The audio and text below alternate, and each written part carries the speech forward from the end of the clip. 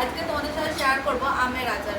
তো এখানে দেখো 3 রকম আমের আচার হবে। এখানে দেখো এটা মিষ্টি আচার করব, আর এখানেও এক রকমের মিষ্টি আচার হবে। দেখো তার জন্য সব কিছু রেডি করে নিচ্ছি। আর এখানে দেখো মিক্স আমের আচার হবে, তো সেটাই তোমাদের সাথে শেয়ার করছি। এখানে দেখো মশলাপাতিও নিয়ে নিয়েছি, গুড়, চিনি।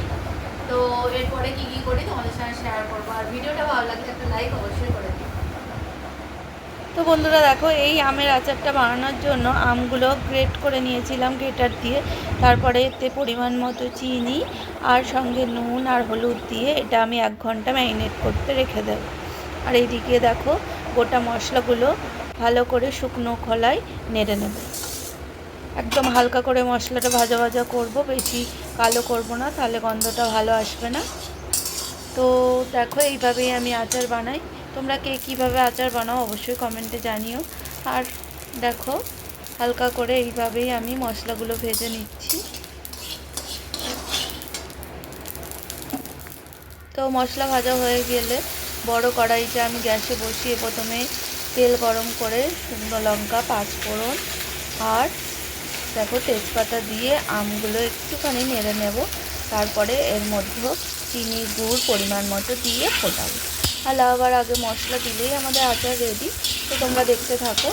তো এইভাবেই আমি মিষ্টি আচারটা বানাচ্ছি। তো এখানে দেখো চিনি দিয়েছি, সঙ্গে দেখো গুঁড়ো দিয়ে দিয়েছি। আর আচারটা যাতে বেশি দিন থাকে সেই কারণে ভিনেগারও একটু দিয়ে দিয়েছি। তারপরে এগুলো সব একসাথে ভালো করে জাল দিয়ে নেব।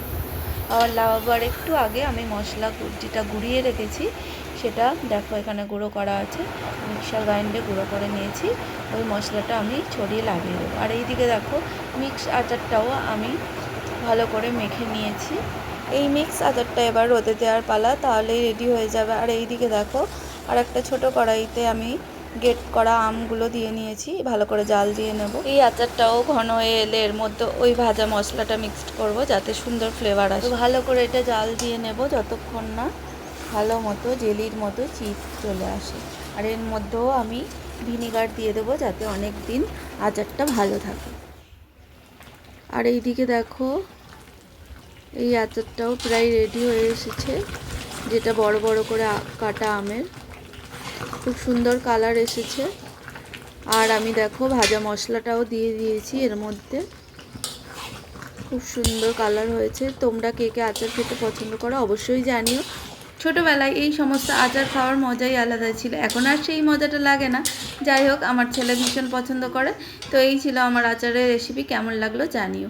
আর দেখো আচারগুলো রোদে দিয়ে দিয়েছি। আবার অন্য ভিডিও দেখা হচ্ছে, বাই।